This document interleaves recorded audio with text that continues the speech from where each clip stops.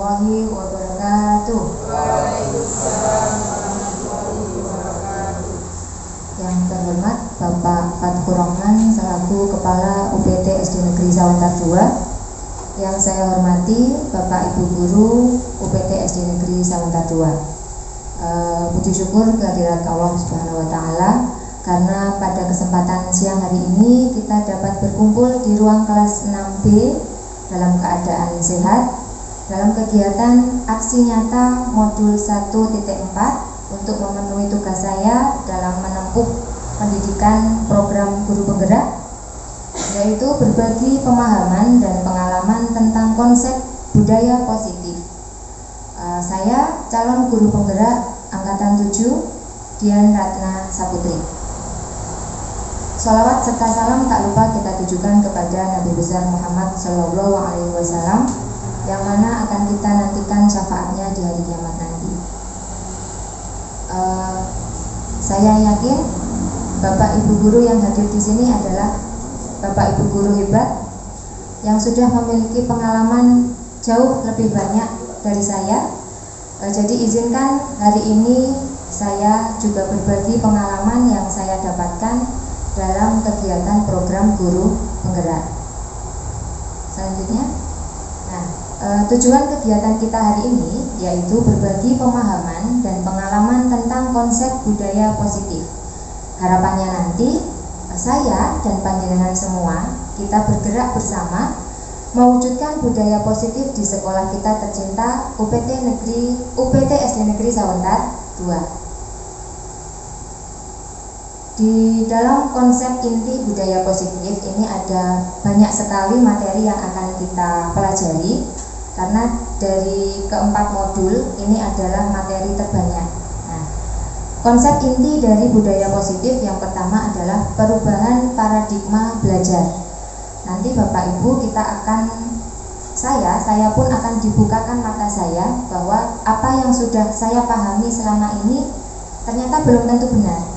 Apa yang sudah saya pahami dan saya lakukan itu ternyata belum tentu benar. Yang pertama tentang perubahan paradigma belajar.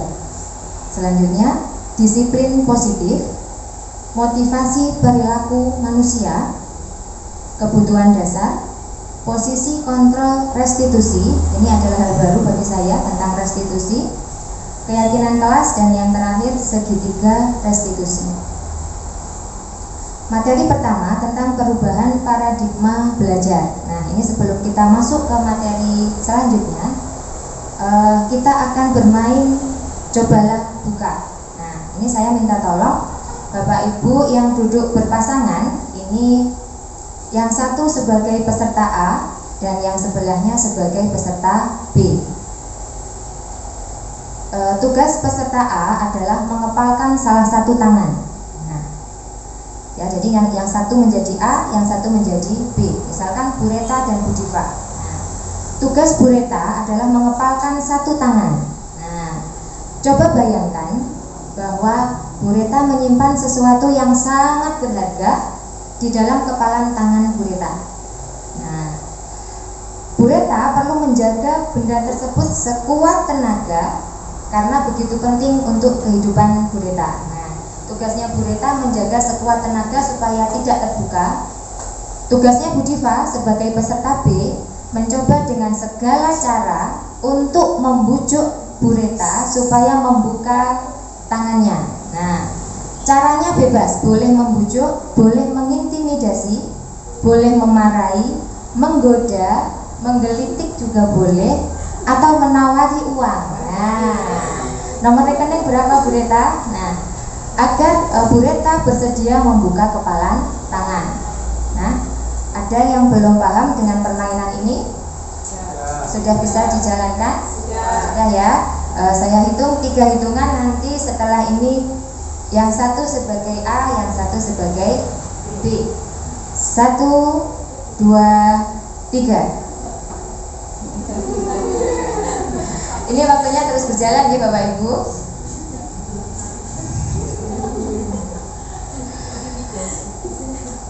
Sudah?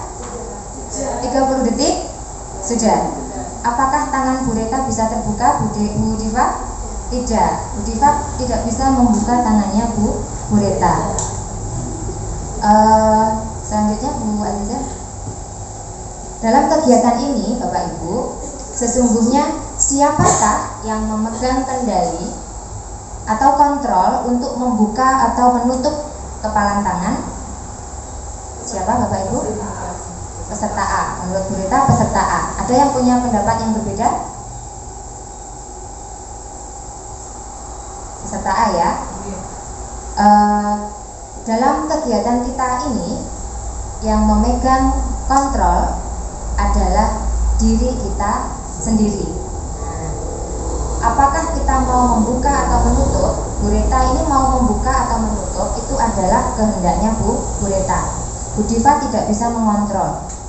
Seandainya Bu Diva berhasil membujuk Bu Reta dan tangannya terbuka, itu bukan karena Bu Diva berhasil mengontrol Bu Reta, tapi karena Bu Reta mengizinkan Bu Diva untuk dikontrol. Tetapi pemegang kekuasaan tetap ada diri sendiri. Inilah paradigma yang perlu kita rubah atau miskonsepsi yang kurang tepat yang kita amalkan atau yang saya terapkan selama ini. Yang pertama adalah ilusi guru mengontrol murid.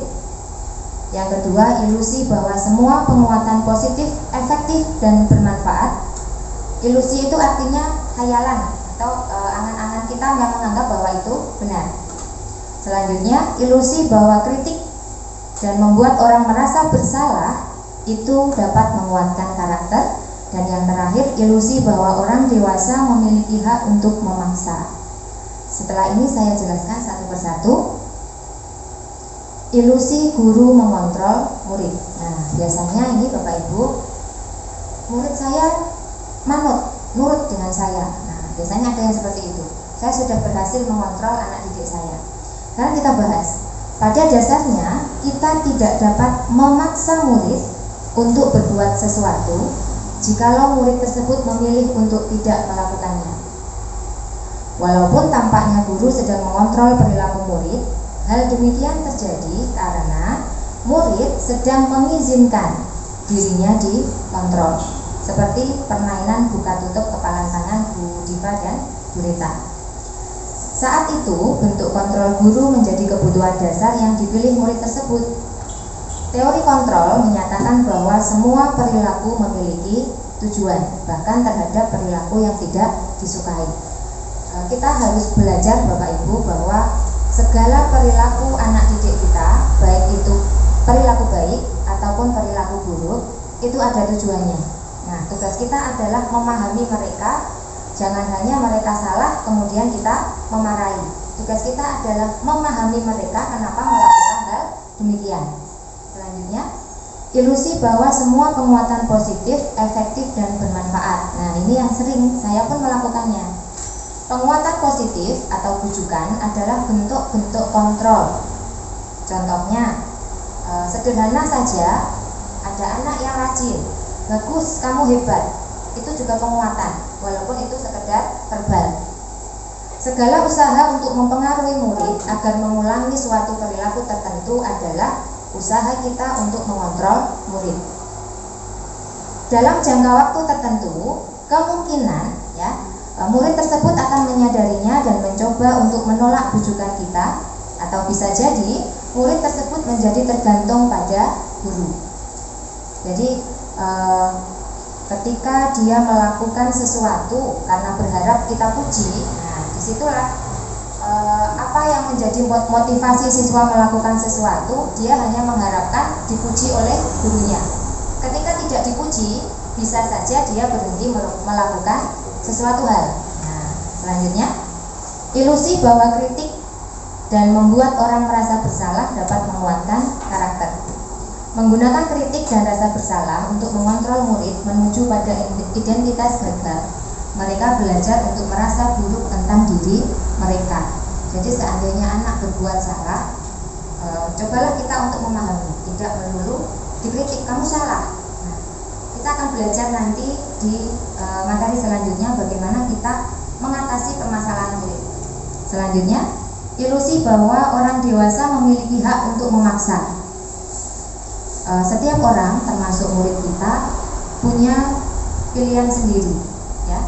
Banyak orang dewasa yang percaya bahwa mereka memiliki tanggung jawab untuk membuat murid-murid berbuat tertentu. Artinya terkadang mungkin kita memaksa anak mengikuti sesuatu sesuai kehendak kita, padahal anak punya pilihan sendiri. Apapun yang dilakukan dapat diterima selama ada sebuah kemajuan berdasarkan sebuah pengukuran kinerja. Setelah siswa menurut dengan kata Pak Wanto misalnya, ternyata nilainya meningkat. Nah, itu anggapan kita. Setelah anak-anak itu menurut dengan apa yang saya katakan, alhamdulillah nilai matematikanya meningkat misalnya. Itu anggapan kita, Bapak Ibu. Pada saat itu pula orang dewasa akan menyadari bahwa perilaku memaksa tidak akan efektif untuk jangka waktu panjang. Apa artinya? Ketika gurunya berganti di jenjang kelas berikutnya, atau di kelas itu gurunya mata pelajaran yang lain, bisa saja perilaku anak itu sudah berbeda karena motivasinya karena salah satu guru saja, bukan karena dirinya sendiri. Selanjutnya, nah, bagaimana seseorang bisa merubah dari paradigma stimulus respon kepada pendekatan teori kontrol? Inilah inti dari materi pertama, apa yang perlu kita ubah. Yang pertama, dari teori stimulus respon, realitas atau kebutuhan dianggap sama. Jadi satu kelas itu kebutuhannya sama. Dalam teori kontrol, realitas atau kebutuhan kita berbeda. Setiap anak itu tidak sama. Bagaimana mungkin kita mengajarinya dengan cara yang sama, padahal ada anak yang caranya belajar itu dengan kinestetik, dia tidak bisa diam, bergerak terus, ada. Nah, ada anak yang pendiam, cukup di bangku mendengarkan gurunya membaca buku, ada. Jadi anak itu berbeda. Selanjutnya, semua orang melihat hal yang sama. Di teori kontrol, setiap orang memiliki gambaran berbeda. Kita mencoba mengubah orang agar berpandangan sama dengan kita. Nah, ini misalnya, menurut Pak Bagas mengajarkan di murid-muridnya 12 adalah 2 kali 6. Titik. Tidak ada toleransi, ya. Padahal perlu kita ketahui kalau kita mau melihat dunia lebih luas, anak-anak mungkin punya jalan yang lain. Bahwa 12 itu adalah 3 kali 4. 12 itu bisa 10 ditambah 2, Bu. Atau yang lainnya. Nah, kita perlu melihat atau memiliki pandangan yang lebih luas. Tidak hanya memaksakan seseorang itu harus memiliki pandangan yang sama dengan kita. Selanjutnya, orang lain bisa mengontrol saya, itu di stimulus respon. Di teori kontrol, hanya kita yang bisa mengontrol diri kita sendiri.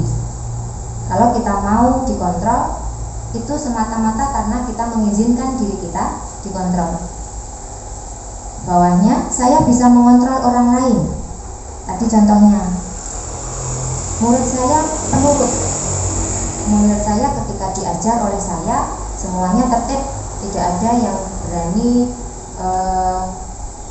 berbicara sendiri dengan temannya misalnya. Padahal kita tidak bisa mengontrol orang lain. Itu menurut teori kontrol.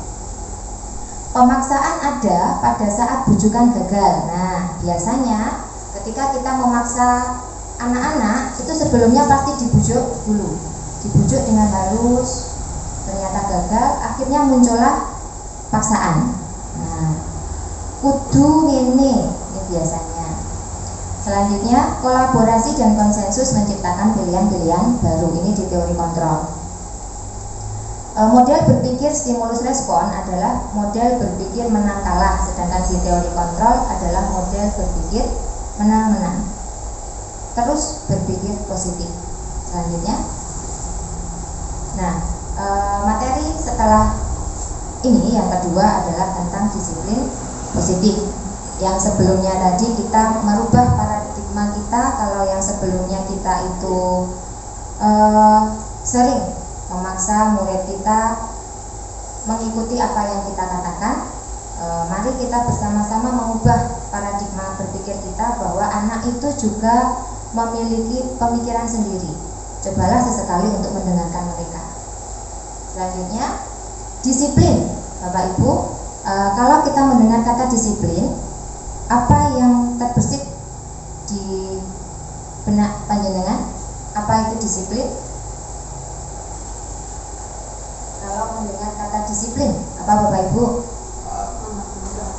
Apa? Tertib, sesuai aturan. Nah, ada yang menjawab tertib atau sesuai aturan. Kebanyakan orang akan menghubungkan kata disiplin dengan kata tertib, teratur, dan kepatuhan pada peraturan. Nah, kata disiplin juga sering dihubungkan dengan hukuman. Padahal itu sungguh berbeda. Karena belajar tentang disiplin positif tidak harus dengan memberi hukuman, Bapak Ibu. Justru itu adalah salah satu alternatif terakhir, dan bila perlu tidak digunakan sama sekali. Nah, siapa yang belum mengerjakan tugas, silakan membersihkan taman misalkan, atau menyapu teras. Biasanya seperti itu. Atau Pak Wanto pernah memberi hukuman kepada muridnya? Pernah, sama. Oh, Bu Dani sering. Nah, ini ya Bu Dani, ternyata di materi ini, disiplin positif ini, justru hukuman itu adalah alternatif terakhir. Jika segala upaya itu memang sudah tidak berhasil, itu menjadi alternatif terakhir. Selanjutnya, Ki Hajar Dewantara. Jadi di program guru penggerak ini, kiblat kita adalah Ki Hajar Dewantara. Menyatakan bahwa untuk mencapai kemerdekaan, atau dalam konteks pendidikan kita saat ini, merdeka belajar, untuk menciptakan murid yang merdeka, syarat utamanya harus ada disiplin yang kuat. Disiplin yang dimaksud adalah disiplin diri yang memiliki motivasi internal. Apa maksudnya? Misalnya, Bapak Ibu guru, kita bekerja di UPT, bukan bekerja, mengabdi di UPT SD Negeri Sawangta 2. Seharusnya kita berangkat atau sampai di sini pukul berapa, Bapak Ibu? 7. Ya, maksimal pukul 7. Maksimal. Nah, kalau kita punya disiplin diri, seharusnya sebelum jam itu, tanpa ditegur oleh Pak Fatkur atau tanpa diberi hukuman, itu kita sudah bersedia dengan rela hati untuk berangkat sebelum jam 7, karena kita sudah ditunggu oleh anak-anak. Itu kalau dari diri kita sendiri, atau biasa disebut dengan motivasi internal. Ketika kita tidak memiliki motivasi internal, karena kita belum sadar bahwa seharusnya jam 7 itu harus sudah di sekolah misalnya, maka kita memerlukan pihak lain. Kalau di sekolah kita berarti Bapak Kepala Sekolah untuk mendisiplinkan kita. Kalau kita belum punya disiplin diri. Tetapi kalau motivasi itu berasal dari luar, dari kepala sekolah misalnya, dan bukan dari dalam diri kita sendiri, itu hanya bersifat sementara. Bisa saja ketika Pak Fatkur sedang bertugas di luar, kita sudah kembali seperti semula, berangkat jam 7 lebih misalnya. Nah, itu salah satu contoh disiplin diri. Selanjutnya, sebagai pendidik, tujuan kita adalah menciptakan anak-anak yang memiliki disiplin diri, sehingga mereka bisa berperilaku dengan mengacu pada nilai-nilai kebajikan universal dan memiliki motivasi intrinsik. Misalnya, muridnya Bu Reta kelas 3 itu ramai atau tidak, Bu Reta? Kadang ramai, kadang tidak. Nah, ketika ada Bu Reta, semuanya tenang misalnya. Ketika ada gurunya, semuanya tertib belajar. Ketika berganti dengan guru yang lain, misalkan Pak Rizal pas pelajaran PAI, anak-anak sikapnya berubah, tidak setertib ketika pelajarannya Bu Reta. Ini misalnya. Berarti sikap anak-anak ketika tenang diajar oleh Bu Reta itu bukan dari dirinya sendiri, karena ada motivasi, mungkin karena pelajarannya Bu Rita itu menarik sehingga mereka mengikuti dengan sungguh-sungguh, sehingga asik mengikuti pelajaran. Tujuan mulia dari penerapan disiplin positif adalah agar terbentuk murid-murid yang berkarakter, berdisiplin, santun, jujur, peduli, bertanggung jawab, dan merupakan pembelajar sepanjang hayat sesuai dengan standar kompetensi lulusan yang diharapkan. Selanjutnya, itulah tugas kita sebagai guru di materi kedua, ya. Kita bagaimana kita menumbuhkan motivasi intrinsik pada siswa, sehingga tanpa adanya pengawasan mereka sudah disiplin, sudah punya karakter bertanggung jawab. Selanjutnya, motivasi perilaku manusia. Selanjutnya, Bu Aliza. Motivasi perilaku manusia itu artinya apa yang melatar belakangi kita untuk melakukan sesuatu. Yang pertama, untuk menghindari ketidaknyamanan atau hukuman. Yang kedua, untuk mendapatkan imbalan atau penghargaan dari orang lain. Dan yang terakhir, untuk menjadi orang yang mereka inginkan atau yang kita inginkan dan menghargai diri sendiri dengan nilai-nilai yang dipercaya. Ini yang biasanya berangkat pagi, Bu Rita. Bu Rita, apa yang melatar belakangi Bu Rita untuk berangkat pagi sebelum jam 7? Apakah yang pertama untuk menghindari hukuman dari kepala sekolah, atau yang kedua untuk mendapatkan penghargaan supaya Bu Rita dipuji sebagai guru yang disiplin, atau Bu Rita meyakini atau menghargai diri sendiri bahwa Bu Rita memang orang yang memiliki nilai disiplin? Yang mana, Bu Rita? Untuk menghindari ketidaknyamanan atau hukuman. Untuk menghindari ketidaknyamanan atau dari Bapak Kepala Sekolah. Nah, tidak apa-apa ya. Biasanya seperti itu. Nah, ini Bu Rita berangkat pagi ini ternyata untuk menghindari ketidaknyamanan atau hukuman supaya tidak ditegur oleh Bapak Kepala Sekolah. Sama dengan anak kita, mereka itu menurut dengan kita bisa saja karena menghindari ketidaknyamanan atau hukuman dari guru. Nah, selanjutnya Bu Aliza. Padahal tujuan dari disiplin positif adalah menanamkan motivasi yang ketiga. Jadi seharusnya Bu Rita itu berangkat pagi karena memang Bu Rita memiliki karakter yang disiplin, bukan karena takut kepada kepala sekolah. Nah, termasuk anak kita. Nah, anak kita di kelas juga seharusnya seperti itu. Kita menanamkan motivasi yang ketiga. Jadi ada atau tidak ada pendampingan dari guru, mereka sudah memiliki karakter disiplin positif. Motivasi yang ketiga pada murid-murid kita yaitu untuk menjadi orang yang mereka inginkan dan menghargai diri sendiri dengan nilai-nilai yang mereka percaya. Ketika murid kita memiliki motivasi tersebut, mereka telah memiliki motivasi intrinsik, artinya dalam diri sendiri, sehingga tidak akan terpengaruh dengan adanya hukuman ataupun hadiah. Ya memang muridnya seperti itu, mau diberikan hadiah atau hukuman tidak akan terpengaruh.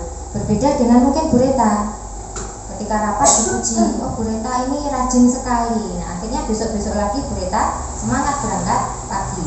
Ketika sudah tidak dipuji oleh Pak Fatkut, nah Bu Rita belum tentu akan berangkat pagi. Nah, selanjutnya, dalam menjalankan peraturan ataupun keyakinan kelas atau sekolah, terkadang terjadi pelanggaran. Ini sering ya Bapak Ibu. Tindakan terhadap suatu pelanggaran pada umumnya berbentuk hukuman atau konsekuensi. Hari ini kita akan diperkenalkan dengan program disiplin positif yang dinamakan restitusi. Jadi selain hukuman dan konsekuensi, kita akan berkenalan dengan restitusi. Nanti akan kita pelajari di materi di tengah-tengah. Selanjutnya, kita akan membedakan antara hukuman, konsekuensi, dan restitusi, sehingga kita nanti akan tahu mana yang terbaik untuk kita gunakan. Hukuman itu sesuatu yang menyakitkan dan harus terjadi. Konsekuensi itu sesuatu yang harus terjadi Sedangkan restitusi itu merupakan pilihan. Mungkin masih belum punya gambaran nih Bapak Ibu, saya lanjutkan dulu. Hukuman itu tidak nyaman untuk murid atau anak untuk jangka waktu yang panjang. Kenapa? Karena dia pasti akan teringat karena kita pernah memberi hukuman. Konsekuensi tidak nyaman untuk jangka pendek. Sedangkan restitusi itu menguatkan murid dalam jangka waktu panjang. Hukuman itu korban mendapatkan keadilan. Konsekuensi korban bisa diabaikan. Sedangkan restitusi korban mendapat ganti. Nah, tambah penasaran lagi apa itu restitusi? Hukuman murid atau anak tersakiti. Jadi entah itu fisiknya yang lelah atau dihukum secara verbal sehingga perasaannya yang sakit atau sedih. Kalau konsekuensi murid atau anak dibuat tidak nyaman. Dan yang terakhir, murid atau anak mendapatkan penguatan. Hukuman itu perilaku pasif agresif meningkat. Untuk konsekuensi, penguatan hanya bertahan dalam jangka waktu pendek. Untuk restitusi, masalah terpecahkan. Selanjutnya, nah ini masih banyak nih Bapak Ibu. Kalau saya bilang Sawentar 2, mohon dijawab dengan luar biasa supaya tidak mengantuk, ya. Sawentar 2, luar biasa. Terima kasih. Hukuman itu sistem tidak akan berjalan bila murid tidak takut. Nah, konsekuensi memerlukan monitoring dan supervisi terus-menerus dari guru. Jadi kalau tidak diamati, ya tidak akan berjalan. Restitusi, murid belajar bertanggung jawab untuk perilakunya. Hukuman berlaku hanya pada sebuah institusi dan tidak berlanjut pada kehidupan nyata. Misalnya, anak-anak di sini kita biasakan sholat duha. Kita paksa ikut sholat duha. Ada anak yang tidak mau ikut, akhirnya ikut. Tapi belum tentu kalau di rumah anak-anak melakukan. Anak-anak melakukan karena itu berada di sekolah. Selanjutnya, konsekuensi membantu penerapan mengikuti peraturan dalam masyarakat. Konsekuensi itu kata kuncinya adalah aturan. Restitusi fokus pada pemecahan masalah dalam jangka waktu panjang. Nah, biasanya seperti ini Bapak Ibu guru. Peraturannya adalah kamu harus begini. Nah, ini hukuman, tipe hukuman. Ini identitas gagal. Nah, konsekuensi apa peraturannya? Misalkan ada anak yang berangkat ke sekolah tidak memakai sepatu. Peraturannya kamu tuh harus memakai sepatu hitam misalnya, terus dihukum. Nah, itu hukuman. Kalau di konsekuensi, anak itu sudah tahu kalau dia tidak memakai sepatu hitam, dia akan mendapatkan hukuman, misalkan menyapu kelas atau piket selama 3 hari misalnya. Jadi guru cukup bertanya, apa peraturan tentang penggunaan seragam misalnya. Terus anak menjawab, saya hari ini tidak memakai sepatu Bu. Terus gurunya bertanya lagi, apa konsekuensinya kalau kamu tidak menggunakan sepatu? Anak langsung bisa menjawab karena anak sudah tahu apa aturan di sekolah kita bahwa kalau tidak menggunakan sepatu misalnya disuruh piket selama 3 hari. Itu konsekuensi. Berbeda lagi dengan restitusi. Jadi langsung fokus pada memperbaiki masalah. Apa yang kamu yakini? Sekolah itu harus memakai seragam yang lengkap Bu, sepatunya hitam karena kebersamaan. Tidak ada perbedaan antara yang kaya dengan yang miskin. Jadi semuanya memakai seragam yang sama, sepatunya juga disamakan warnanya hitam. Apa yang bisa kamu lakukan untuk memperbaiki masalah ini? Nah, ini kata kunci di restitusi. Anak berupaya untuk menyelesaikan masalah. Tidak semata-mata salah langsung dihukum, tapi bagaimana si anak tersebut menyelesaikan masalahnya. Murid atau anak membenci peraturan. Dengan dihukum, anak akan benci dengan peraturan. Konsekuensi, murid atau anak menghormati peraturan. ini juga bagus, konsekuensi juga bagus, anak juga menghormati.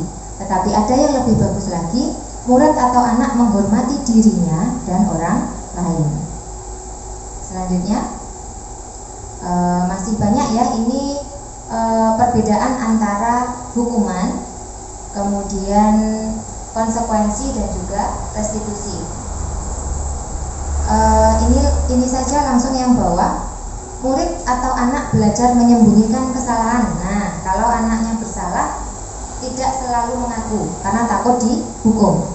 Berbeda dengan yang konsekuensi, murid atau anak belajar taat peraturan karena sudah tahu kalau saya melanggar saya akan dihukum ini. Untuk restitusi, murid akan belajar memecahkan masalah. Selanjutnya, dari tabel pertama dan kedua kita simpulkan, hukuman itu bersifat tidak terencana atau tiba-tiba. Anak tidak tahu, belum tahu apa hukumannya. Nah, tiba-tiba misalkan Pak Wanto melihat ada anak yang melanggar, kamu melanggar, sekarang lari keliling lapangan 3 kali misalnya, itu hukuman. Anak tidak dilibatkan ketika Pak Wanto memutuskan sepihak, hukumannya ini, anak tidak diberitahu. Hukuman bersifat satu arah dari pihak guru yang memberikan, dan murid hanya menerima suatu hukuman tanpa melalui suatu kesepakatan atau pengarahan dari pihak guru. Hukuman yang diberikan bisa berupa fisik maupun psikis. Murid atau anak disakiti oleh suatu perbuatan atau kata-kata. Bahkan kata-kata pun itu juga menyakitkan ya Bapak Ibu, dan akan dikenang oleh anak. Nah, selanjutnya konsekuensi. Kalau yang tadi hukuman, apa bedanya dengan konsekuensi? Konsekuensi ini sudah terencana atau sudah disepakati. Jadi anak tahu kalau dia melanggar sanksinya ini. Umumnya bentuk-bentuk konsekuensi dibuat oleh pihak guru atau sekolah. Nah, ini ketika akreditasi kita diminta peraturan sekolah dan apa sanksinya. Nah, itu harus disosialisasikan kepada anak sehingga anak tahu kalau dia melakukan suatu pelanggaran, dia sudah tahu apa konsekuensinya. Pada konsekuensi, murid tetap dibuat tidak nyaman untuk jangka waktu pendek. Jadi setelah dihukum, selesai. Konsekuensi biasanya diberikan berdasarkan suatu data yang umumnya dapat diukur. Misalnya, muridnya Pak Bagas ini 3 kali tidak mengerjakan tugas. Nah, kesepakatannya kalau sudah 3 kali tidak mengerjakan tugas, dihukum. Hukumannya apa? Misalkan menyiram tanaman satu sekolah misalnya. Tapi anak-anak sudah tahu, itu namanya konsekuensi. Kalau hukuman, anak-anak tidak tahu, itu hanya dari guru. Bedanya dengan konsekuensi adalah kalau hukuman itu satu arah, kalau konsekuensi aturannya sudah disepakati antara guru dan murid sehingga anak sudah tahu kalau melanggar akan dihukum apa. Selanjutnya, nah ini restitusi, hal yang akan kita pelajari. Restitusi adalah proses menciptakan kondisi bagi murid untuk memperbaiki kesalahan mereka. Jadi kita sudah tidak fokus pada kesalahan murid. Yang paling penting di sini adalah bagaimana murid memperbaiki kesalahan mereka sehingga mereka bisa kembali pada kelompok mereka dengan karakter yang lebih kuat. Ini menurut dosen 2004. Restitusi juga merupakan proses kolaboratif yang mengajarkan murid untuk mencari solusi untuk masalah mereka dan membantu murid. Jadi fokusnya bukan di kesalahan. Kita sudah tidak usah mencari-cari siapa yang salah, siapa yang benar. Ya, kita fokus bagaimana anak menyelesaikan masalah yang sudah dibuatnya. Selanjutnya, restitusi adalah sebuah cara penanaman disiplin positif pada murid. Restitusi membantu murid agar menjadi pribadi yang memiliki disiplin positif dan memulihkan dirinya setelah berbuat salah. Tujuannya adalah murid menjadi orang yang menghargai nilai-nilai kebajikan yang mereka percayai sehingga mereka memiliki motivasi intrinsik. Nah, ciri-ciri restitusi. Yang pertama, restitusi bukan untuk menebus kesalahan, namun untuk belajar dari kesalahan. Belajar dari kesalahan. Kita sudah tidak, kesalahan kan sudah terjadi. Ya. Jadi kita sudah tidak fokus kepada kesalahannya, tapi kita fokus kepada cara anak itu menyelesaikan masalahnya. Restitusi memperbaiki hubungan. Restitusi adalah tawaran, bukan paksaan. Jadi kita menawarkan apa yang ingin anak lakukan untuk menyelesaikan masalahnya. Restitusi menuntun untuk melihat ke dalam diri. Restitusi mencari kebutuhan dasar yang mendasari tindakan. Restitusi diri adalah cara yang paling baik, dan restitusi ini berfokus pada karakter, bukan tindakan. Jadi yang terpenting adalah perubahan karakternya, bukan hanya sekedar tindakan. Kalau hanya sekedar tindakan mungkin saja kesalahannya akan terulang, tetapi kalau perubahan karakter, dia akan menjadi karakter yang lebih kuat. Restitusi menguatkan. Restitusi fokus pada solusi, dan yang terakhir, restitusi mengembalikan murid yang berbuat salah pada kelompoknya. Lanjut. Nah, ini Bapak Ibu, setelah mendengar penjelasan, kita akan belajar membedakan, ya. Membedakan ini hukuman atau konsekuensi. Silahkan menebak. Yang pertama, mencatat 100 kali di dalam buku dengan kalimat saya tidak akan terlambat lagi karena terlambat ke sekolah. Ini hukuman atau konsekuensi? Hukuman. Sudah paham.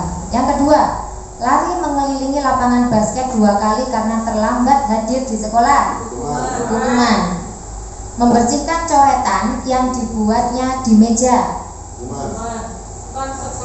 Konsekuensi. Kenapa? Dia sudah membersihkan coretan yang dibuatnya sendiri. Nah, konsekuensi diselesaikan sendiri. Murid diminta untuk push up 15 kali karena tidak menggunakan masker ke sekolah. Hukuman.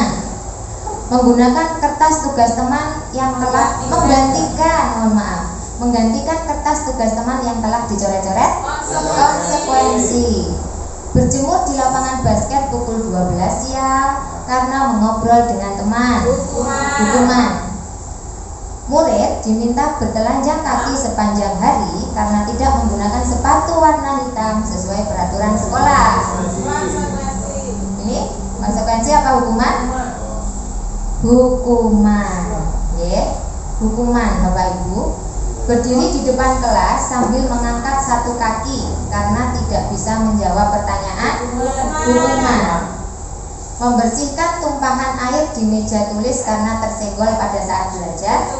Konsekuensi. Alhamdulillah Bapak Ibu ternyata sudah paham perbedaan antara hukuman dan konsekuensi. Selanjutnya, lanjut ya ini. Sebelumnya ini masih ada. Kehilangan 10 menit jam istirahat untuk mengerjakan tugas karena terlambat datang dan tertinggal pelajaran selama 10 menit. Ini artinya muridnya Bu Dani terlambat 10 menit. Dia harus mengganti pelajarannya ketika jam istirahat selama 10 menit. Ini namanya konsekuensi. Selanjutnya, duduk di bangku di pinggir lapangan pada jam istirahat tidak diizinkan bermain oleh guru piket karena menciderai teman saat bermain di lapangan. Apa ini? Hukuman atau konsekuensi? Hukuman, ya.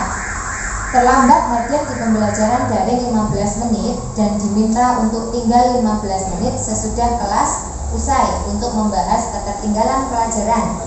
Konsekuensi. Lari mengelilingi lapangan basket 2 kali karena terlambat 10 menit untuk pelajaran PJOK. Apa ini?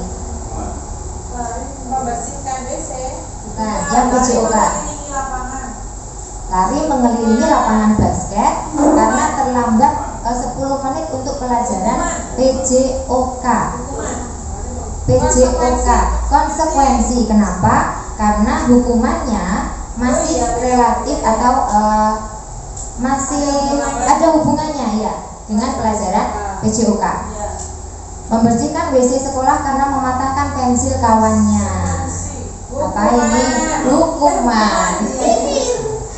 Yuk selanjutnya. Nah, dihukum oleh penghargaan. Alvin Kon mengemukakan baik penghargaan maupun hukuman adalah cara-cara mengontrol perilaku seseorang yang menghancurkan potensi untuk pembelajaran yang sesungguhnya. Ini ya Bapak Ibu, padahal saya dulu pun sering memberikan penghargaan berupa bintang untuk murid saya. Jadi di kelas itu ada papan reward. Setiap yang mendapat nilai 100 dapat bintang. Anak-anak yang di buku kegiatannya semuanya skornya 1 dapat 1 bintang dalam 1 minggu. Ternyata ini saya dibukakan matanya. Ternyata penghargaan itu tidak selalu baik. Nah, ini akan kita pelajari. Menurut Kon, secara ideal, tindakan belajar itu sendiri adalah penghargaan yang sesungguhnya. Kon selanjutnya juga mengemukakan beberapa pernyataan dari hasil pengamatannya selama ini tentang tindakan memberikan penghargaan yang nilainya sama dengan menghukum seseorang. Jadi memberikan penghargaan itu nilainya sama dengan menghukum seseorang. Mari kita pelajari di materi selanjutnya. Penghargaan ini efektif jika kita menginginkan seseorang melakukan sesuatu yang kita inginkan dalam jangka waktu pendek. Efektif kalau itu hanya jangka waktu pendek. Contohnya, Nabila sakit dan tidak mau minum obat. Nah, supaya Nabila mau minum obat, ibunya membelikan boneka. Itu namanya penghargaannya. Ketika diberikan boneka, Nabila mau minum obat. Itu efektif untuk jangka pendek. Berbeda untuk jangka panjang. Nah, jika kita menggunakan penghargaan lagi, maka orang tersebut akan bergantung pada penghargaan yang diberikan serta kehilangan motivasi dari dalam. Nabila hanya akan minum obat kalau diberi boneka. Itu kalau kita menggunakan penghargaan. Padahal saya dulu juga seperti itu Bapak Ibu, menggunakan reward walaupun hanya bagus sekali, kamu pintar, itu juga penghargaan dalam bentuk verbal. Selanjutnya, penghargaan itu tidak efektif. Nah, ini loh Bapak Ibu ya, saya sering menggunakan, ternyata banyak tidak baiknya.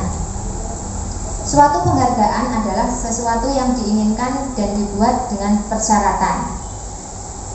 Kamu saya beri bintang apabila nilainya 100. Ada syaratnya. Jika saya mengharapkan suatu penghargaan dan tidak mendapatkannya, maka saya akan kecewa. Karena tujuan kita adalah mendapatkan bintang. Kalau kita tidak dapat bintang, saya akan kecewa. Jika kita memberikan seseorang suatu penghargaan untuk melakukan sesuatu, maka kita harus terus-menerus memberikan penghargaan itu.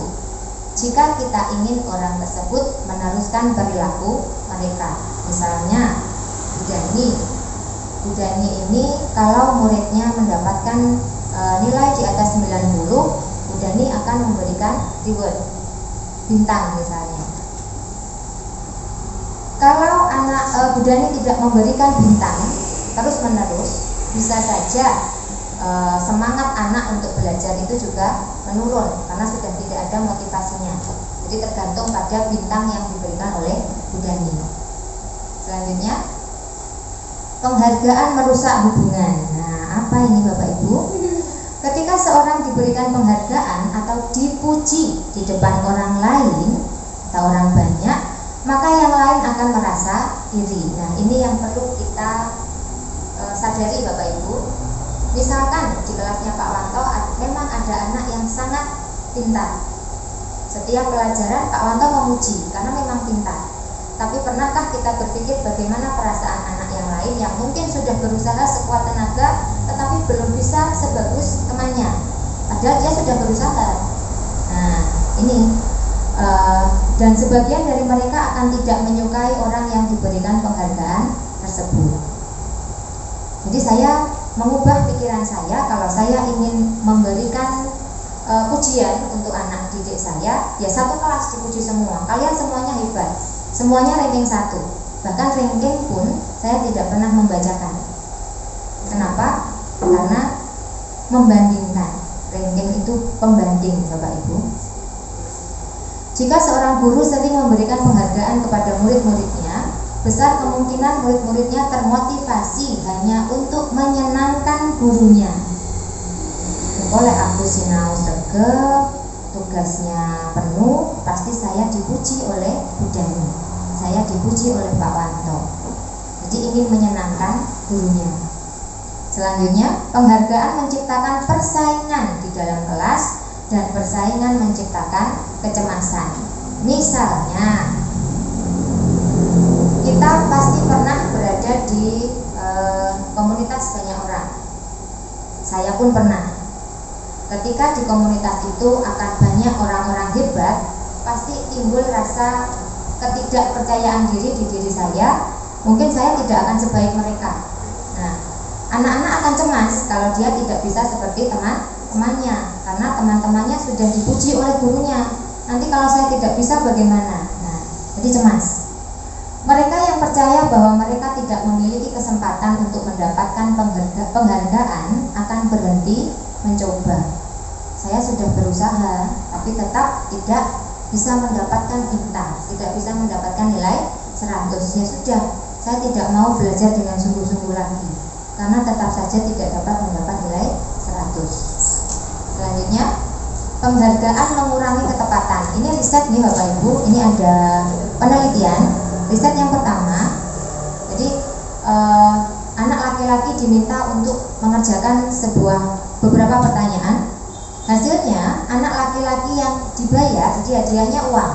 Anak laki-laki yang dibayar membuat lebih banyak kesalahan, karena fokusnya pada penghargaan atau hadiah uang tadi, sehingga anak tersebut menjadi tidak teliti.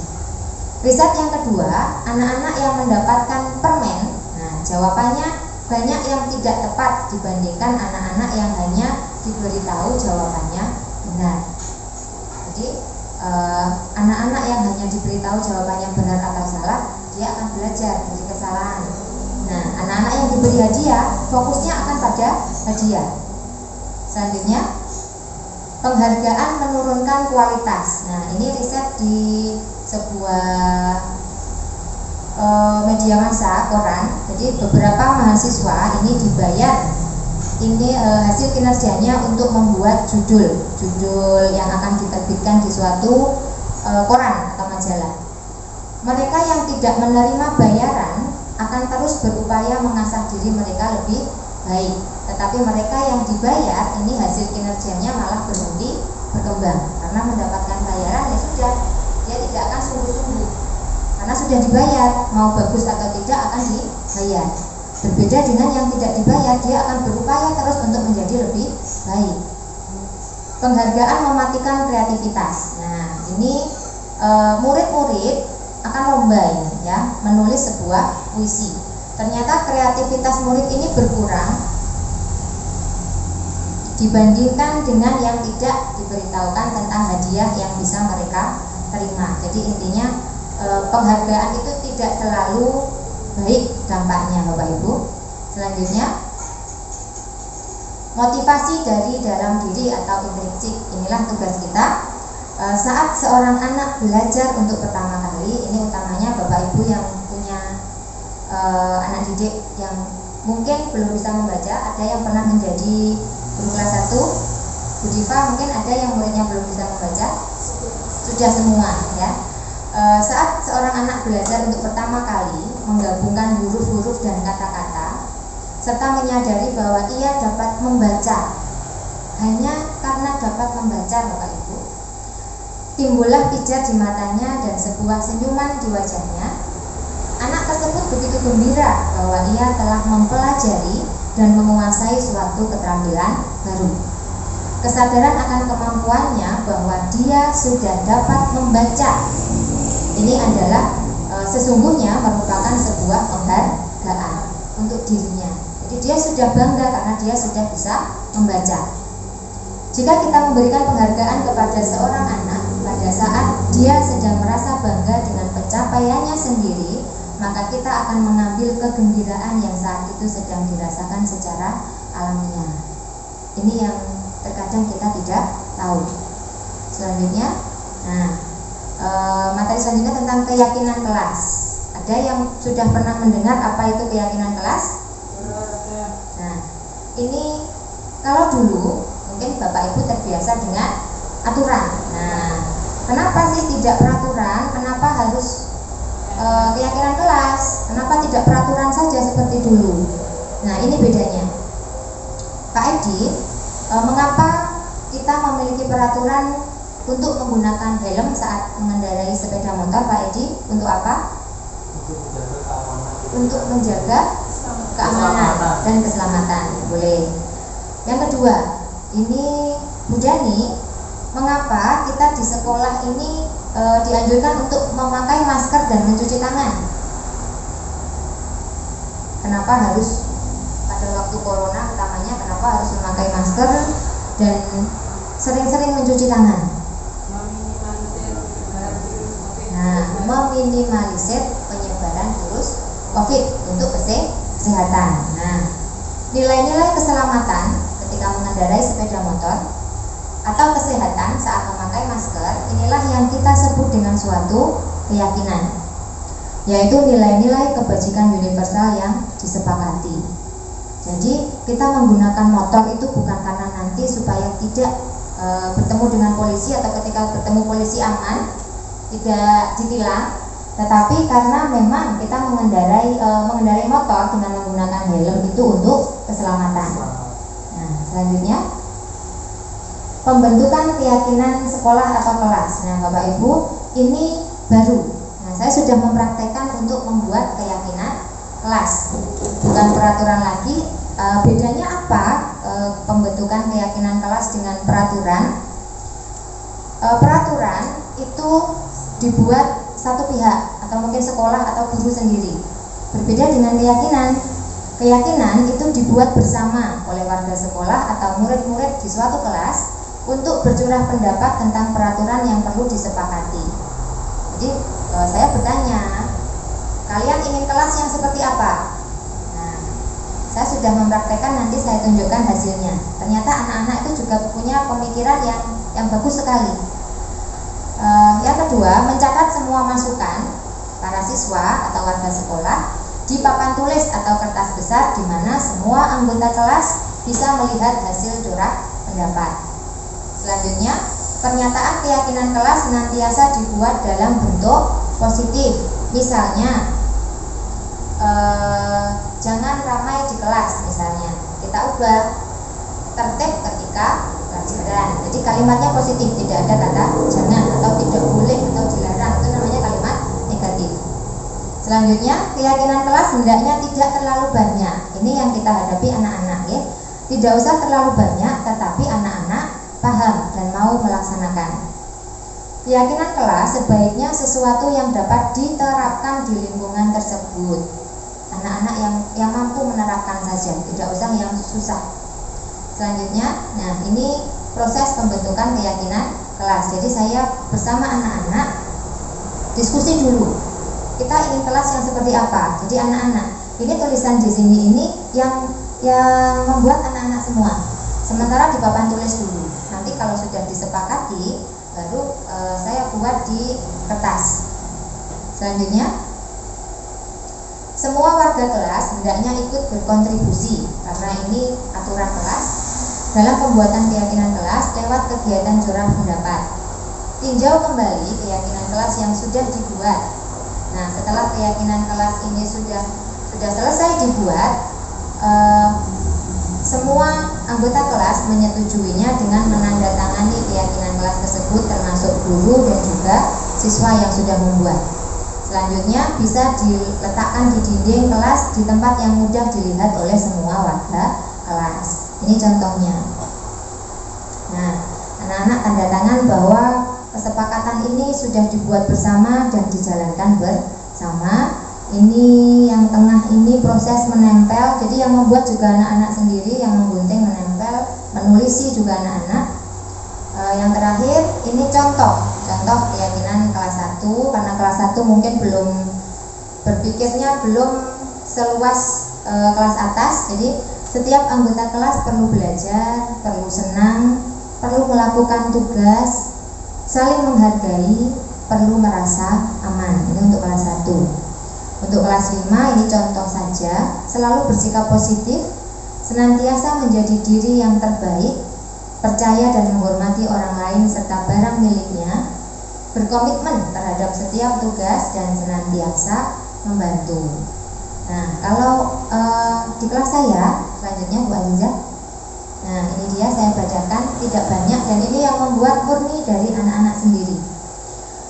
Hadir tepat waktu, menjaga kebersihan kelas, saling menghormati, berkata dan berperilaku sopan, memakai seragam lengkap, memperhatikan pelajaran, saling menolong, rukun dengan teman, menyelesaikan tugas tepat waktu. Sebenarnya banyak sekali ide dari anak-anak, termasuk Bu, kalau tidak boleh menyobek kertas boleh, tetapi ini saya masukkan berperilaku sopan karena menyobek kertas itu juga tidak baik. Ini masuk di kategori ini anak-anak, jadi tidak usah terlalu banyak keyakinan kelasnya, yang penting disepakati dan dilaksanakan. Selanjutnya, nah nanti Bapak Ibu bisa mencoba membuat keyakinan di kelas masing-masing dan dipajang, ya, dan dibuat bersama murid, bukan hanya Bapak Ibu yang aturannya begini, jangan seperti itu, tapi kita membuat bersama siswa. Kalau yang membuat siswa sendiri, bisa saja mereka akan lebih menghormati aturan tersebut. Selanjutnya, kebutuhan dasar manusia. Nah, ini Bapak Ibu, setiap perilaku murid kita, entah itu baik ataupun buruk, itu semata-mata untuk memenuhi kebutuhan dasarnya. Selanjutnya, ada 5 kebutuhan dasar manusia.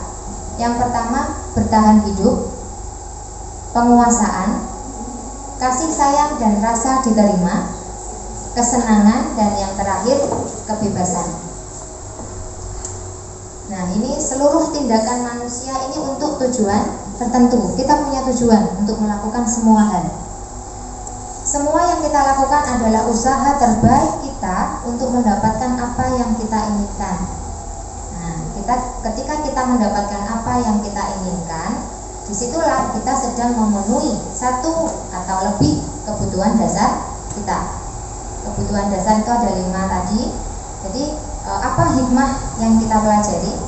Ketika seorang murid melakukan suatu perbuatan yang mungkin kurang baik di sekolah ini atau melanggar peraturan, hal itu sebenarnya dikarenakan mereka gagal memenuhi kebutuhan dasar mereka. Inilah tugas kita, mencari tahu perilakunya seperti ini, berarti anak tersebut belum terpenuhi kebutuhan dasar yang mana. Nah, tugas kita adalah membantu agar anak tersebut terpenuhi kebutuhan dasarnya. Selanjutnya, ini ada cerita Ibu Ambar, guru wali kelas 2A di SD Pelita Hati, sedang bingung menghadapi ulah salah satu murid di kelasnya, Doni. Beberapa anak di kelas 2A telah datang padanya dan mengeluhkan bahwa Doni ini sering sekali meminta bekal makan siang mereka dengan paksa. Jadi ada anak yang namanya Doni setiap hari meminta dengan paksa bekal makan siang. Nah, jika panjenengan semua menghadapi situasi seperti Ibu Ambar, apa yang akan dilakukan? Nah, menurut panjenengan, kira-kira apa alasan Doni melakukan hal itu? Nah, tugas kita tidak semata-mata langsung menyalahkan Doni, terus diseneni, dimarahi. Nah, tugas kita adalah mencari tahu kenapa Doni melakukan hal tersebut. Selanjutnya, kebutuhan bertahan hidup. Nah, ini kebutuhan dasar yang pertama tentang kebutuhan bertahan hidup. Kebutuhan bertahan hidup ini adalah kebutuhan untuk memenuhi kesehatan, rumah, dan juga makanan. Intinya untuk keperluan dirinya untuk bertahan hidup. Dalam kasus Doni, seandainya Bu Dani bertanya kepada Doni, kemudian Doni menjawab, kenapa Doni kamu meminta paksa bekal temanmu? Kemudian Doni menjawab, saya lapar Bu, karena orang tua saya tidak membawakan bekal makan siang. Berarti sudah jelas bahwa kebutuhan dasar yang belum Doni miliki adalah kebutuhan untuk bertahan hidup, karena tidak dibawakan bekal oleh orang tuanya. Jadi Doni itu kebutuhan untuk bertahan hidupnya belum terpenuhi. Nah, tugas kita mencari tahu, oh berarti kita harus menghubungi orang tuanya atau mencari solusi bagaimana supaya kebutuhan itu terpenuhi. Selanjutnya, kasih sayang dan rasa diterima atau kebutuhan untuk diterima. Kita di kelompok yang baru, misalkan Bu Azizah dan Bu Resta hadir di Saunta 2, pasti ada rasa ingin diterima atau ingin disayangi. Nah, kebutuhan ini dan 3 kebutuhan berikutnya adalah kebutuhan psikologis. Kalau yang tadi fisiologis. Kebutuhan untuk disayangi dan diterima meliputi kebutuhan akan hubungan dan koneksi sosial, kebutuhan untuk memberi dan menerima kasih sayang, dan kebutuhan untuk merasa menjadi bagian dari suatu kelompok. Dalam kasus di atas, nah ini seandainya Bu Dani bertanya kepada Doni, tapi jawabannya tidak seperti yang pertama, ya. Jawabannya Doni, karena saya senang Bu mengambil bekal temannya karena nanti teman-teman jadi perhatian kepada saya. Nah, nanti kalau teman-teman lapor ke Bapak Ibu Guru, Bapak Ibu Guru menghubungi ibunya jadi perhatian. Nah, itu tujuannya. Kenapa? Ini membuktikan bahwa Doni ini sedang ingin memenuhi kebutuhan dasar, yaitu tentang kasih sayang dan rasa diterima. Nah, berbeda lagi dengan yang selanjutnya, penguasaan atau kebutuhan pengakuan atas kemampuan. Nah, kebutuhan ini berhubungan dengan kekuatan, mencapai kompeten, menjadi terampil dan diakui atas prestasi dan keterampilan kita, didengarkan dan memiliki rasa harga diri. Langsung saja, apabila jawaban Doni ini berbeda lagi, jadi dia mengambil paksa bekal temannya ini karena dia ingin merasa hebat dan ditakuti oleh teman-temannya mungkin, ya, sehingga teman-temannya menuruti keinginannya, maka sebenarnya si Doni ini sedang berusaha memenuhi kebutuhan dasarnya akan kekuasaan. Beda lagi. Nah, ini tugas kita. Masalahnya satu, dia mengambil paksa makanan, tetapi yang melatar belakangi itu ternyata bisa berbeda-beda. Tugas kita adalah menganalisis itu. Selanjutnya, kebebasan atau kebutuhan akan pilihan. Kebutuhan untuk bebas adalah kebutuhan akan kemandirian, otonomi, memiliki pilihan dan mampu mengendalikan arah hidup seseorang. Nah, langsung saja, bila jawaban Doni ini, saya bosan Bu Dani dengan bekal makanan yang dibawakan ibu dari rumah karena ibu selalu membawakan bekal yang sama. Saya ingin mencoba makanan dari teman-teman yang beraneka ragam. Nah, ini maka Doni sedang berusaha memenuhi kebutuhan akan kebebasan. Beda lagi. Dan yang terakhir, selanjutnya, kebutuhan akan kesenangan atau merasa senang. Kebutuhan akan kesenangan adalah kebutuhan untuk mencari kesenangan, bermain dan tertawa. Misalnya, Pak Rizal ini suka bermain game misalnya di rumah. Ketika ada waktu luang, Pak Rizal bermain game di rumah sebelum tidur. Nah, bayangkan hidup tanpa kenikmatan apapun betapa menyedihkan. Nah, mungkin ada juga yang menyalurkan hobinya bermain bola, ada juga mungkin yang searching di internet. Glaser menghubungkan kebutuhan akan kesenangan dengan belajar, ya. Semua hewan dengan tingkat intelijensi tinggi, jadi hewan-hewan yang cerdas, anjing, lumba-lumba, primata dan lain-lain itu bermain. Nah, Bapak Ibu kalau pernah melihat kucing saja, biasanya kalau kita ajak bermain dia mau, ya. Saat mereka bermain, mereka mempelajari keterampilan hidup yang penting. Manusia tidak berbeda, sama saja manusia itu juga perlu kesenangan. Dari kasus di atas, apabila Doni menjawab bahwa ia melakukannya karena iseng Bu, saya senang menikmati ekspresi wajah teman-teman saya ketika kesal. Nah, berarti Doni ini sedang berusaha memenuhi kebutuhan akan kesenangan. Nah, dari satu kasus ternyata alasannya bisa jadi 5. Nah, ini tugas kita mencari apa yang melatar belakangi Doni melakukan hal tersebut dan membantunya menyelesaikan masalah itu, memberi solusi. Selanjutnya, materi berikutnya, posisi kontrol restitusi. Kita sebagai guru ini memiliki beberapa posisi kontrol dalam menyelesaikan masalah. Walaupun kita mungkin belum tahu istilah posisi kontrol restitusi, tapi kita sudah pernah melaksanakan. Program disiplin positif yang berpusat pada murid yang dikembangkan oleh Dian Kosen dengan pendekatan restitusi ini disebut dengan 5 posisi kontrol. Ada 5 posisi kontrol ketika kita sedang menyelesaikan masalah, baik kita sebagai guru, sebagai orang tua, ataupun kita sebagai atasan dalam melakukan kontrol. Kelima posisi kontrol tersebut adalah penghukum, pembuat rasa bersalah, teman, pemantau, dan manajer. Selanjutnya, penghukum. Nah, ini ketika kita memposisikan diri sebagai guru dengan memilih posisi kontrol sebagai seorang penghukum, ini biasanya menggunakan hukuman fisik atau verbal. Orang-orang yang menjalankan posisi penghukum senantiasa mengatakan bahwa sekolah memerlukan sistem atau alat yang dapat lebih menekan murid-muridnya lebih dalam lagi. Guru-guru yang menerapkan posisi penghukum akan berkata, patuhi aturan saya atau awas, nanti saya hukum. Nah, Bu Dani pernah demikian? Oh, pernah. Sering. Kamu selalu saja salah. Kamu lagi, salah lagi, terlambat lagi. Nah, selalu, pasti selalu yang terakhir selesai. Kamu ini mengerjakan tugas selalu terakhir selesainya. Ini posisi kontrol penghukum. Biasanya bahasanya kasar atau cenderung memarahi. Guru seperti ini senantiasa percaya hanya ada satu cara agar pembelajaran bisa berhasil, yaitu cara dia.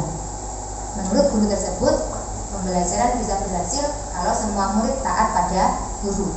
Hanya caraku yang benar. Nah, selanjutnya, posisi yang kedua, membuat merasa bersalah. Nah, di sini guru ini biasanya bersuara lemah lembut, memelas, sehingga murid ini mau menuruti apa kata guru. Ibu sangat kecewa sekali dengan kamu. Nah, berapa kali Bapak harus memberitahu kamu ya? Gimana coba kalau orang tua kamu tahu kamu berbuat begini? Nah, kalau kita memelas kepada anak dengan harapan, nah ini di posisi ini murid akan memiliki penilaian diri yang buruk tentang diri mereka. Jadi merasa tidak berharga, merasa bersalah telah mengecewakan orang-orang yang disayanginya. Harapannya supaya mereka merasa bersalah. Lanjut. Nah, ini posisi teman, lebih tinggi lagi. Guru pada posisi ini tidak akan menyakiti murid. Jadi seperti teman. Mungkin Bu Dani, Bu Rita pernah melaksanakan posisi ini. Namun akan tetap berupaya mengontrol murid melalui persuasi atau bujukan. Posisi teman pada guru bisa berdampak negatif, bisa juga berdampak positif. Guru di posisi teman menggunakan hubungan baik dan humor untuk mempengaruhi seseorang. Nah, dia akan berkata, ayolah demi Bapak ya, bantu Pak Edi ya. Ayo ingat tidak bantuan Bapak selama ini. Coba sekarang ganti, Bapak dibantu misalnya. Hal negatif dari posisi teman adalah bila suatu saat guru tersebut tidak membantu, maka murid akan merasa kecewa. Saya pikir Bapak itu teman saya, ternyata tidak mau membantu. Nah, ini kalau kita di posisi teman, ketika kita sudah tidak membantunya lagi, murid itu akan tergantung dengan kita dan mereka akan kecewa jika kita menghentikan bantuan kita. Selanjutnya, posisi pemantau. Nah, ini sama dengan di konsekuensi. Pemantau berarti mengawasi.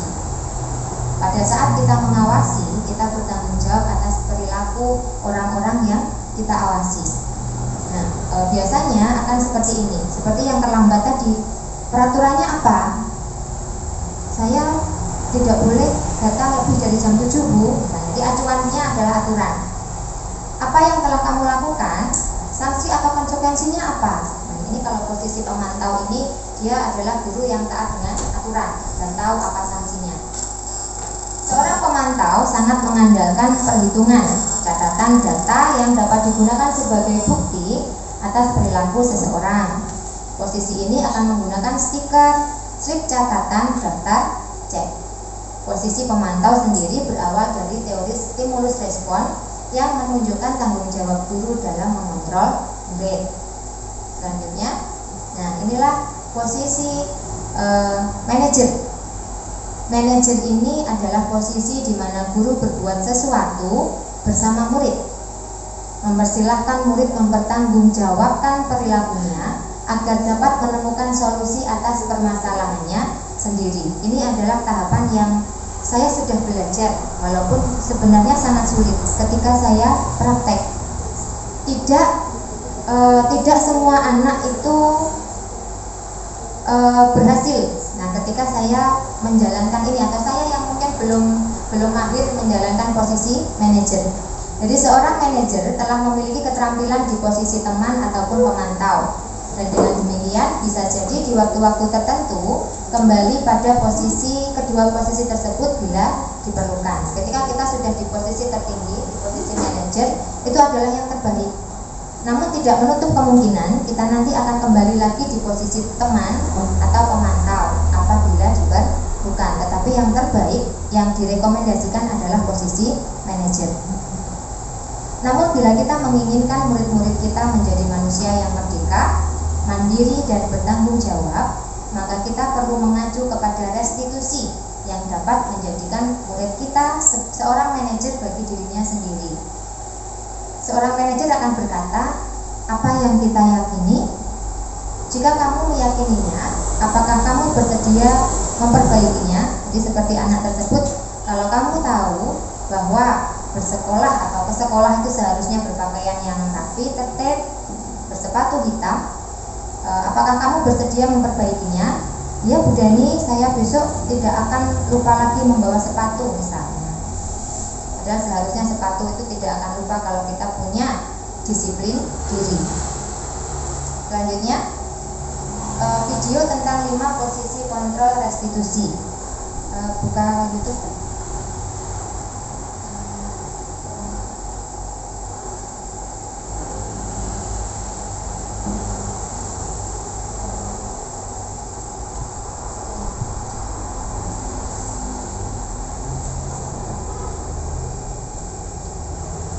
Ini Bapak Ibu, lebih jelasnya kita melihat video di depan.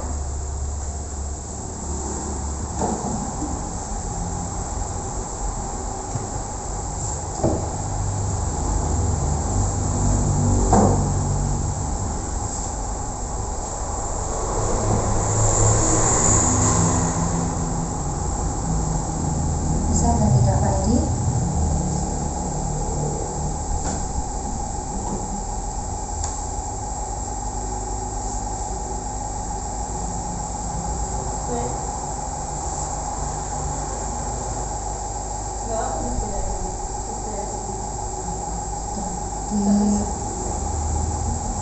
Tidak apa-apa Bapak Ibu. Jadi ini adalah contoh video, karena dengan melihat video ini saya menjadi lebih paham perbedaan 5 posisi kontrol. Jadi mulai dari penghukum, pembuat rasa bersalah sampai dengan posisi manajer. Saya lebih paham ketika ditunjukkan dalam bentuk video.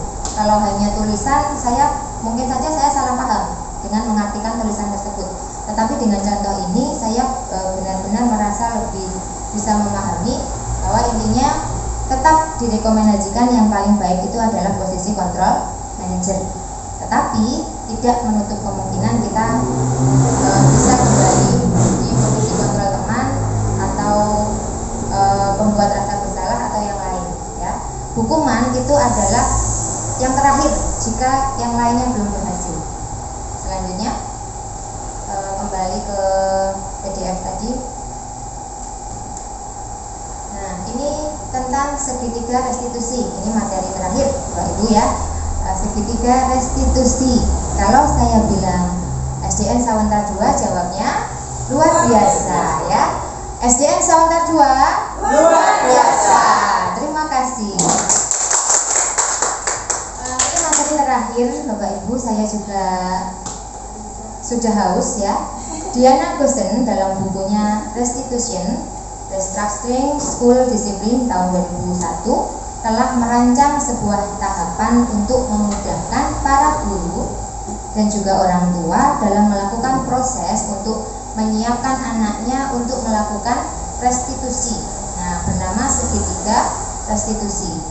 Selanjutnya, nah, segitiga restitusi ini seandainya ceritanya begini Bapak Ibu ya, kalau kita menemukan anak yang bermasalah salah. Ini kemarin saya contohkan Galio. Kenapa? Karena anak tersebut sangat aktif. Bu Rita dan Pak Edi pasti sudah tahu bagaimana karakter Galio. Galio ini ceritanya pada waktu upacara tidak memakai atribut yang lengkap. Tidak lantas saya marahi Bapak Ibu, tapi kita menggunakan segitiga restitusi. Apa yang kita lakukan pertama yaitu menstabilkan identitas. Jadi jangan kita menghakimi anak tersebut salah. Jadi digunakan kata-kata yang halus. Setiap orang pasti pernah melakukan kesalahan. Kita pun sebagai guru pasti tidak luput dari kesalahan. Betul. Kamu bukan satu-satunya yang pernah melakukan ini, Galio. Nah, Bu Ratna pun juga pernah berangkat ke sekolah tidak memakai atribut misalnya. Ini menstabilkan identitas, tidak menghakimi. Setelah dia stabil, artinya tidak merasa bersalah, dia sudah lebih termotivasi, dilanjutkan. Nah, kamu tentunya punya alasan mengapa melakukan itu. Kenapa hari ini tidak memakai atribut, Galio? Pasti ada alasannya. Kita tanyakan dulu, jangan langsung dimarahi. Adakah cara yang lebih efektif untuk mendapatkan apa yang kamu butuhkan? Ini pertanyaan yang lain, bisa digunakan untuk tahap kedua. Jadi segitiga restitusi itu ada 3 langkah. Yang pertama menstabilkan identitas, yang kedua validasi tindakan yang salah, dan yang terakhir menanyakan keyakinan. Nah, setelah Galio saya tanya, kamu pasti punya alasan kenapa hari ini tidak menggunakan seragam yang lengkap. Kemudian Galio menjawab, saya tadi malam ketiduran Bu, karena bermain HP sampai larut malam, terus ketiduran. Akhirnya dia bangun kesiangan, terburu-buru, tidak membawa topi, tidak pula berdasi. Keyakinan kelas apa yang telah kita sepakati? Jadi saya langsung mengingatkan dengan keyakinan kelas apa yang telah kita sepakati, Galio. Bu, kita harus memakai seragam yang lengkap. Baik, kita sudah sepakat bahwa kita ketika di sekolah harus memakai seragam yang lengkap. Setelah Galio tahu, berarti apa yang bagaimana caramu menyelesaikan masalah ini, Galio, supaya tidak terulang kembali? Saya akan tidur lebih awal, Bu. Galio menjawab seperti itu. Selain itu apalagi? Apakah tidur lebih awal itu menjamin nanti Galio akan memakai seragam lengkap? Belum tentu, Bu. Lalu apalagi? Saya akan meminta nenek untuk mengingatkan kalau seragam saya ada yang kurang, misalnya. Selanjutnya, dengan langkah-langkah itu diharapkan anak itu bisa menyelesaikan masalahnya. Bagaimana supaya masalah itu selesai dan tidak terulang lagi? Tidak hanya langsung karena Galio tidak lengkap atributnya terus saya marahi, besok mungkin saja terulang. Jadi anak itu harus bisa menyelesaikan masalahnya sendiri. Langkah-langkah segitiga restitusi itu ada 3 yang tadi sudah saya bahas. Kenapa? Yang terakhir itu menanyakan keyakinan agar motivasinya itu yang terbentuk adalah motivasi internal. Jadi Galio itu sadar bahwa sekolah itu ya harus lengkap atributnya, itu dari dirinya sendiri, bukan karena takut dengan gurunya atau takut pada aturan. Selanjutnya, nah di tahap ini menstabilkan identitas ini adalah bagian dasar dari segitiga. Tujuannya untuk mengubah identitas anak yang gagal menuju orang yang sukses. Nah, anak yang melanggar peraturan karena sedang mencari perhatian adalah anak yang sedang mengalami kegagalan. Kalau kita mengkritik, kita memarahi, maka kita akan tetap membuatnya dalam posisi gagal. Kalau kita ingin ia menjadi reflektif itu bercermin. Sama seperti kita mengajar Bapak Ibu guru, saya biasanya bertanya, bercermin, anak-anak, apa kurangnya Bu Ratna? Nah, anak-anak boleh memberi masukan, saya kurang apa, biar saya bisa memperbaiki kesalahan saya atau kekurangan saya dalam mengajar. Termasuk ini reflektif, itu artinya kita bercermin apa kesalahan yang sudah saya lakukan dan bagaimana saya bisa menyelesaikannya. Nah, kalimatnya seperti ini. Jadi kalau ada yang salah ya Bu Rita tidak langsung dimarahi, ya. Berbuat salah itu tidak apa-apa anak-anak. Bu Rita pun juga pernah berbuat salah. Karena kita manusia. kita dulu juga pernah salah, jadi jangan mengejudge atau anak salah langsung dimarahi. Tidak ada manusia yang sempurna. Atau ini, saya juga pernah melakukan kesalahan seperti itu. Nah, kita bisa menyelesaikan ini. Ini adalah pilihan kalimat, tidak harus dipakai semuanya. Pilih salah satu untuk menstabilkan identitas. Selanjutnya, validasi tindakan yang salah. Nah, setiap tindakan itu kan pasti ada tujuannya untuk memenuhi kebutuhan dasar tadi. Kalau kita memahami kebutuhan dasar apa yang mendasari sebuah tindakan, kita akan bisa menemukan cara-cara paling efektif untuk memenuhi kebutuhan tersebut. Nah, ini kata-katanya yang bisa dicontoh atau bisa menggunakan kata yang lain. Padahal kamu bisa melakukan yang lebih buruk dari ini ya, untuk membangkitkan supaya tidak berkecil hati. Kamu pasti punya alasan mengapa melakukan itu. Ditanyakan dulu alasannya. Jadi supaya kita tahu kebutuhan dasar apa yang tidak terpenuhi atau yang belum terpenuhi. Kamu patut bangga pada dirimu sendiri karena kamu telah melindungi sesuatu yang penting buatmu. Ini misalnya bertengkar karena rebutan sesuatu. Misalkan seperti Bu Reta tadi bertengkar dengan temannya misalnya. Terus akhirnya bertengkar. Nah, mungkin karena dia ini pemberian ibu saya tidak mau ini dipinjam oleh teman. Nah, ini kamu patut bangga pada dirimu sendiri karena telah melindungi sesuatu yang penting, tidak melulu terus dimarahi. Kamu tuh harus berbagi dengan teman. Kalau punya barang dipinjamkan, tidak langsung seperti itu. Jadi kita gali dulu apa alasan seseorang itu melakukan suatu tindakan. Selanjutnya, menanyakan keyakinan. Nah, ini yang terakhir. Teori kontrol menyatakan bahwa kita pada dasarnya termotivasi secara internal ketika identitas sukses telah tercapai dan tingkah laku yang salah telah divalidasi, maka anak akan siap untuk dihubungkan dengan nilai-nilai yang dia percaya dan berpindah menjadi orang yang dia inginkan. Nah, pernyataannya contohnya ada di bawah. Apa yang kita percayai di kelas atau kita sudah membuat keyakinan kelas. Apa yang kita yakini, Galio? Ke sekolah itu seragamnya harus lengkap, Bu. Apa nilai yang telah kita sepakati tadi ya? Apa bayangan kita tentang kelas yang ideal? Nah, Galio, coba diingat-ingat apa kelas impian kita. Bu, anak-anak di ruangan itu semuanya menggunakan seragam lengkap. Kamu mau jadi orang yang seperti apa, Galio? Saya ingin jadi orang yang disiplin, Bu, misalnya. Selanjutnya, dengan 3 contoh tadi, dengan 3 ini suaranya sepertinya belum bisa ya Pak Yudi? Belum bisa. Tidak usah Bu Aliza, kita lanjut saja. Intinya seperti tadi. Jadi ketika menyelesaikan masalah itu tidak langsung memarahi, tetapi kita memotivasi dulu supaya anak tidak down. Jadi semua orang itu pernah melakukan kesalahan. Seperti kata kunci yang pertama. Yang kedua, kamu pasti punya alasan untuk melakukan itu. Nah, yang terakhir itu tadi, apa keyakinan yang sudah kita buat bersama sehingga anak-anak disiplin diri itu berdasarkan motivasi intrinsik. Nah, yang terakhir Bapak Ibu, ini pesan dari saya. Sekolah kita ini masa depan anak-anak ya, jangan sekolah dulu. Anak didik kita nanti akan menjadi seperti apa, itu ada di tangan kita. Sepertinya kita mudah memandang bahwa guru itu hanya mengajar, menyampaikan materi pulang. Tapi apakah kita sudah pernah memikirkan ya bahwa apa masa depan anak itu nanti, karakter anak yang terbentuk itu juga berpengaruh ketika kita mengajar. Artinya seperti petani ya Pak Wanto, guru itu seperti petani. Murid itu bibit sawi yang kita tanam pada B5, guru itu yang merawat.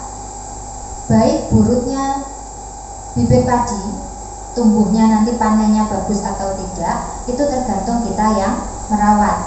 Jangan melulu menyalahkan murid. Kita berkaca dulu, sudah baik atau belum. Muridnya nilainya misalkan di bawah KKM banyak, terus dimarahi. Apakah kita pernah bercermin? Apakah sudah benar cara kita mengajar?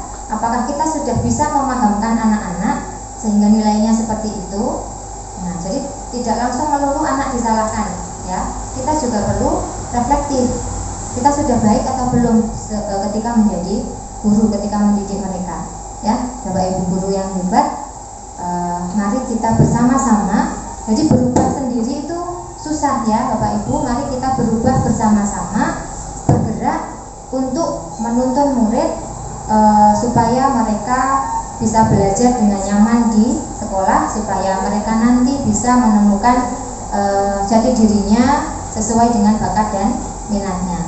Mari bergerak bersama untuk mewujudkan budaya positif di lingkungan sekolah kita dan dimulai dari diri kita sendiri. Selanjutnya, terima kasih. Banyak sekali ya yang saya sampaikan hari ini. Ada 7 dan ada 70 slide. Nah, alhamdulillah sudah selesai. Selanjutnya sesi tanya jawab. Barangkali ada yang ingin ditanyakan dari peserta Bapak Ibu guru ini. Adakah yang ingin bertanya Bapak Ibu? Pak Wanto atau Pak Wanto? Ya, silakan Pak Wanto. Saya mau bertanya dari yang telah disampaikan oleh Bu Rana tadi, dari kelima posisi kontrol, manakah yang terbaik yang dapat kita gunakan di sekolah kita? Terima kasih Pak Wanto. Pertanyaannya, jadi posisi kontrol tadi ada 5, mulai penghukum, yang mungkin kita pernah melakukan, penghukum, pembuat rasa bersalah, posisi kontrol teman, pemantau atau pengawas, dan yang terakhir posisi kontrol manajer. Jadi Pak Wanto, kita menggunakannya itu tetap direkomendasikan yang terbaik itu adalah posisi kontrol manajer. Itu yang terbaik karena membuat anak menyelesaikan masalahnya sendiri. Tetapi tidak menutup kemungkinan kita juga akan kembali lagi menggunakan posisi kontrol teman misalnya atau pemantau jika dibutuhkan. Tetapi tetap dianjurkan menggunakan posisi kontrol manajer. Terima kasih. Sudah jelas? Atas penjelasannya. Terima kasih Pak Wanto atas pertanyaannya. Barangkali ada yang ingin bertanya lagi Bapak Ibu? Oh, Bu Rita, silakan Bu Rita. Ya, terima kasih Bu Dian. Masih semangat ya? Sama-sama. Oh, semangat, sebentar. Sawatar 2 Luar biasa. Sawatar 2 Luar biasa. Terima kasih. Terima kasih. Silakan dilanjutkan Bu Rita. Lanjut ya. Ya. Oke. Dari beberapa pemaparan Bu Dian tadi kan banyak sekali ada. Banyak sekali. Ada 70 slide. 70 slide. Ya.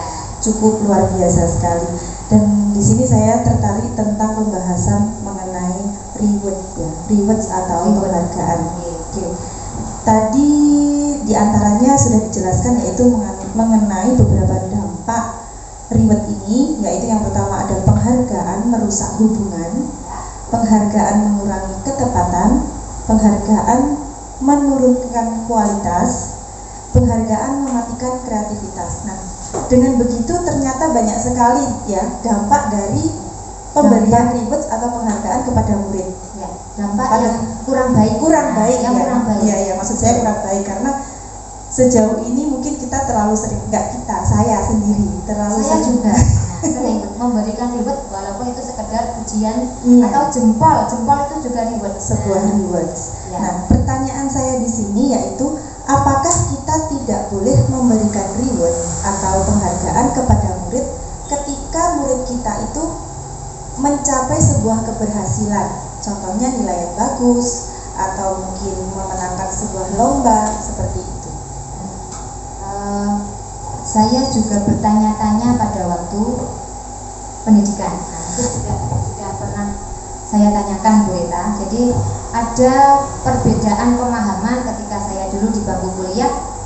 Punishment and reward itu perlu dulu pada waktu di kuliah ya Bu Aliza di PGSD. Nah, setelah menjalani pendidikan guru penggerak, saya baru menemukan ternyata reward itu dampaknya juga banyak yang kurang baik, seperti merusak hubungan, membuat temannya iri ketika salah satu itu saja yang dipuji, misalkan itu saja yang dapat bintang. Kita perlu memikirkan perasaan yang lain. Nah, pertanyaan Bu Rita, apakah kita boleh begitu, perlukah kita masih bolehkah? Apakah apakah kita tidak boleh memberikan reward? Apakah kita tidak boleh memberikan reward? Menurut saya ya, ini mungkin saja berbeda pendapat ketika disampaikan oleh orang lain. Menurut saya reward itu jika kita di kondisi kelas di banyak siswa, pujilah anak-anak semuanya.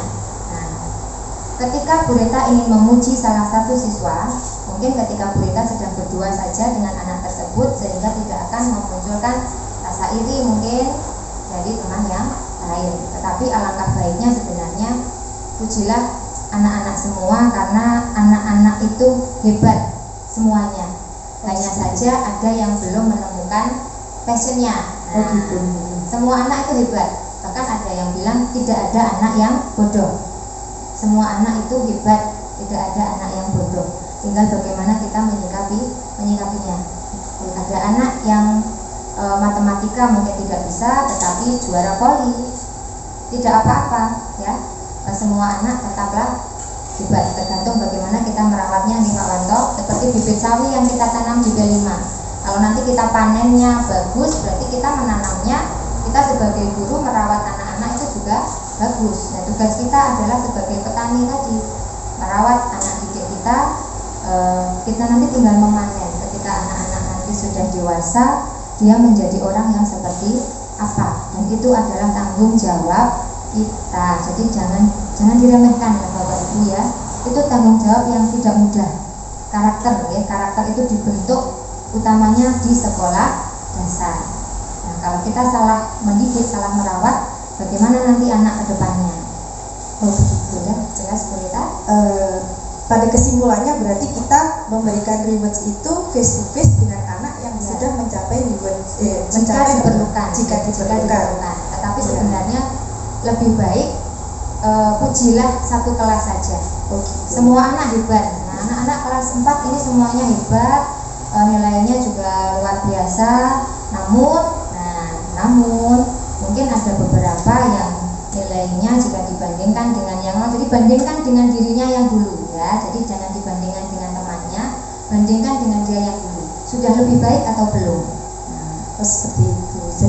Jadi itu bukan justru memberikan motivasi untuk mereka untuk bisa seperti temannya, tidak ya? Ya, itu salah satu bentuk kita membandingkan. Ojo dibanding-banding. Oke, mari kita bernyanyi ya. Iya, saya kira sudah cukup. Terima kasih. Ya, terima kasih Bu Reta. Ada 2 pertanyaan. Apakah ada pertanyaan lagi Bapak Ibu? Atau sudah cukup? Oh, ada lagi, Bu Dani.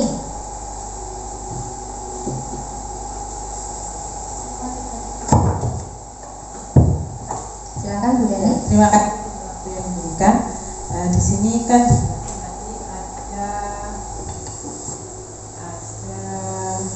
ada beberapa kebutuhan dasar manusia, ya. Bagaimana kita sebagai guru untuk memenuhi kebutuhan dasar anak bila anak itu melakukan kesalahan? Ya, itu saja. Terima kasih.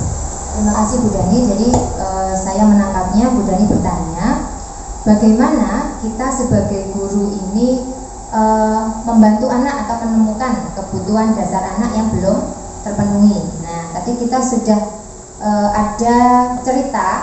Nah, cerita intinya kesalahannya adalah anak tersebut selalu meminta bekal setiap hari kepada temannya. Nah, ini Bu Dani. Jadi tidak salah terus dimarahi, salah terus ditegur, tidak seperti itu ya Bu Dani. Mari kita belajar untuk mencari tahu dulu apa penyebab anak tersebut melakukan kesalahan atau suatu tindakan. Nah, kalau sudah kita tahu penyebabnya, kita bisa menganalisis kebutuhan dasar yang mana yang belum terpenuhi. Nah, barulah tugas kita juga membantu mencari solusi supaya kebutuhan dasar anak tersebut terpenuhi, sehingga tidak mengulangi kesalahannya. Misalkan ada anak yang ramai di kelas misalnya, jangan melulu ditegur. Mungkin saja memang anak itu ingin mencari kesenangan, ajaklah sesekali bermain di luar. Mungkin dia akan enjoy, menikmati pelajaran dengan lebih senang, lebih fokus, tidak seperti ketika di dalam kelas. Sudah jelas Bu Dani? Sudah. Ada pertanyaan lagi Bapak Ibu? Sudah cukup ya, sudah 3 pertanyaan. Alhamdulillah sudah terjawab Dan satu pesan tadi mohon kita lakukan bersama. Berubah itu sulit, tidak mudah, dan berubah sendirian itu juga susah. Mari kita berubah bersama, dan Bapak Kepala Sekolah juga memotivasi kami untuk lebih baik agar UPT SD Negeri Sawenta 2 ini dan anak didik kita menjadi lebih baik ke depannya. Demikian apa yang dapat saya sampaikan. Semoga bermanfaat dan bisa diterapkan di kelas. Apabila ada kurang lebihnya mohon maaf. Wassalamualaikum warahmatullahi wabarakatuh.